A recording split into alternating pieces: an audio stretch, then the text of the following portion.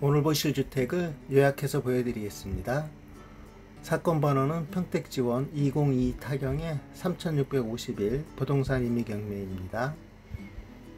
기본 주소는 경기도 평택시 고덕면 해창리 1146-9번지, 도로명 주소는 경기도 평택시 고덕면 문화마을길 37입니다.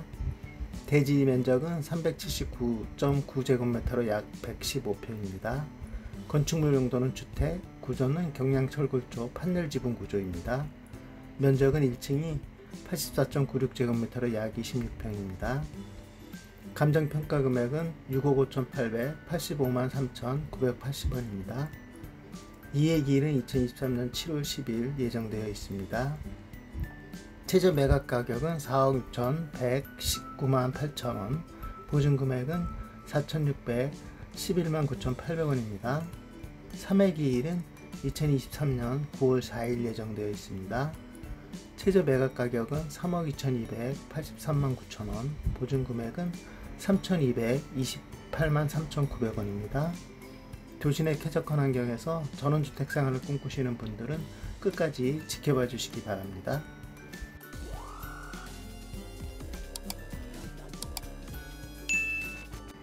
오늘은 한창 개발이 이루어지고 있는 평택 고덕 국제신도시 내에 위치한 전원주택을 보시겠습니다.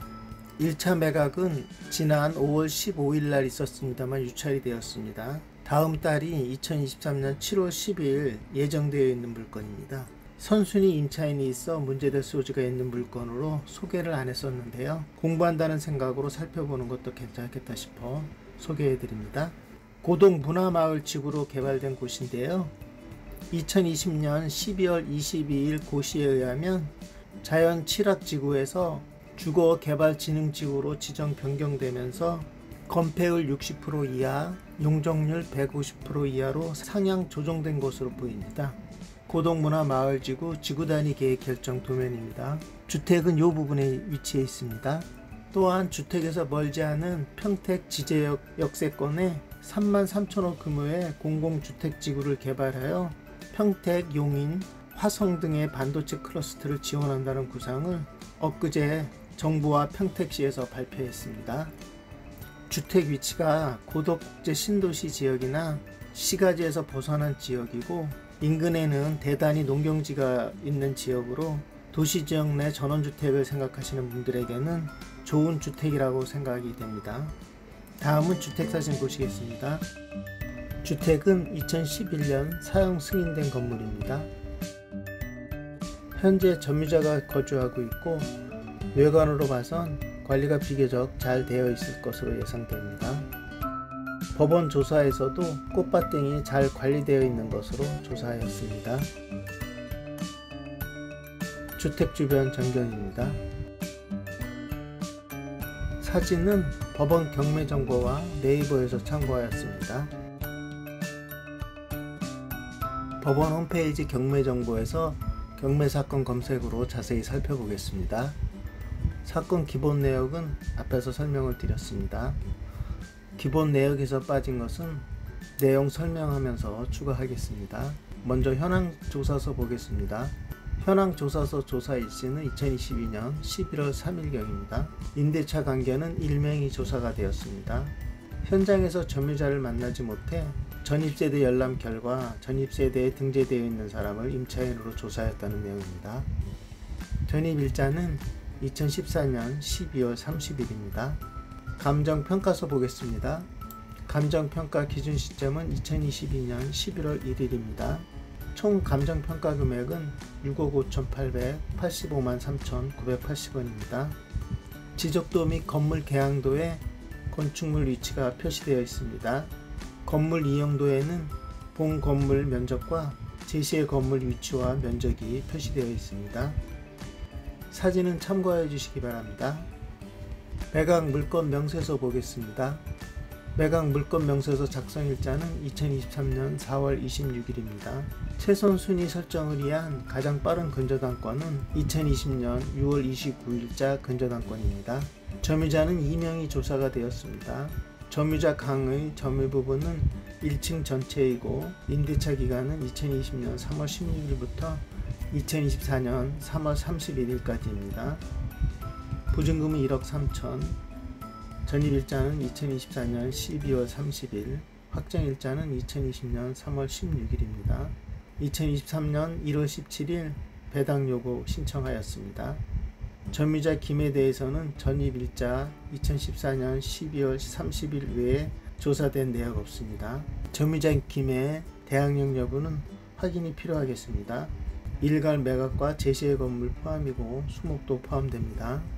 매각 기일 공고입니다. 1회 매각 기일은 2023년 5월 15일이었습니다만 유찰되었습니다. 2회 매각 기일은 2023년 7월 10일 10시에 예정되어 있습니다.